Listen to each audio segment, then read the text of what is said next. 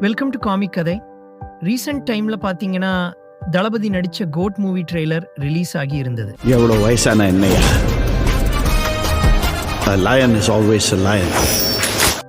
இந்த கோட் படம் எந்த மாதிரி இருக்க போகுது அப்படின்னு அதிகமான மக்கள் அவங்களோட ஓன் ஒப்பீனியன் எல்லாத்தையும் சொல்றாங்க. சில பேர் ஜெமினி மேன் மூவி மாதிரி இருக்கும்னு சொல்றாங்க. பட் அது எந்த அளவுக்கு உண்மையா இருக்கும்னு தெரியாது.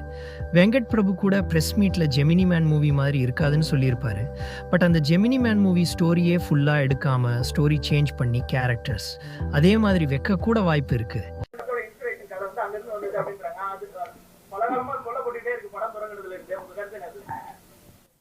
அது நல்ல படம் தான். அது அது எனக்கு ரொம்ப பிடிச்ச படம். வில் ஸ்மித் எனக்கு ரொம்ப பிடிக்கும். அந்த படம் வந்து ரிலீஸ் டைம்லேருந்தே நான் பார்த்துட்டு இருக்கேன். அந்த படம்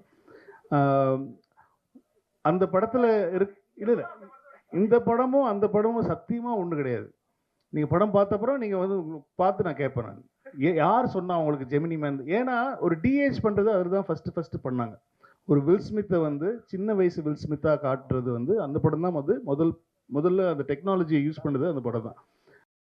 இந்த வீடியோவில் ஜெமினி மேன் அண்ட் கோட் இந்த ரெண்டு படத்துக்கும் உண்மையாகவே ஒத்து போதான்னு கம்பேர் பண்ணி பார்க்க போகிறோம். ஃபர்ஸ்ட் ஜெமினி மேன் படத்தை பற்றி பார்க்கலாம். இந்த ஜெமினி மேன் படத்தோட ஸ்டோரியும் ரொம்பவே சிம்பிள் தான். மிஷனில் இருக்கிற ஒரு அசாசின் ஏஜென்ட் தான் வில் ஸ்மித். அவர் ஒரு மிஷனில் எனிமி மேலே டார்கெட் பண்ணும்போது டார்கெட் மிஸ் ஆகிடும். அந்த சம்பவம் அவர் மனசை உறுத்திக்கிட்டே இருக்கும். அது மட்டும் இல்லாமல் ஒரிஜினல் வில் ஸ்மித்துக்கு வயசாகிடுச்சு.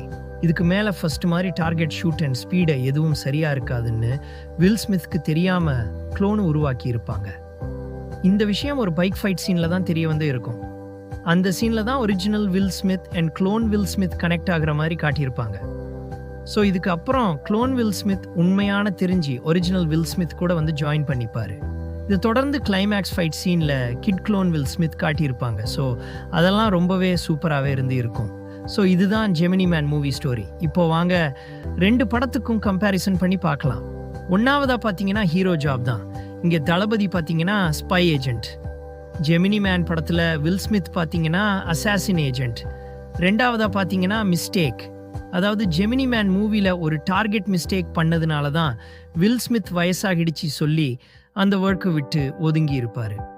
அதே மாதிரி கோட் ட்ரெய்லர்லையும் தளபதி வயசாகிடுச்சு சொல்ற ஒரு டைலாக் வருது. வயசாயிடுச்சு, ஸ்குவாடை விட்டு போய் பல வருஷம் ஆச்சு, எப்படின்னு யோசிக்கிறீங்களா? மேபி இதுலயும் ஏதாவது ஒரு மிஸ்டேக் நடந்திருக்கலாம். மூணாவது பார்த்தீங்கன்னா கேரக்டர்.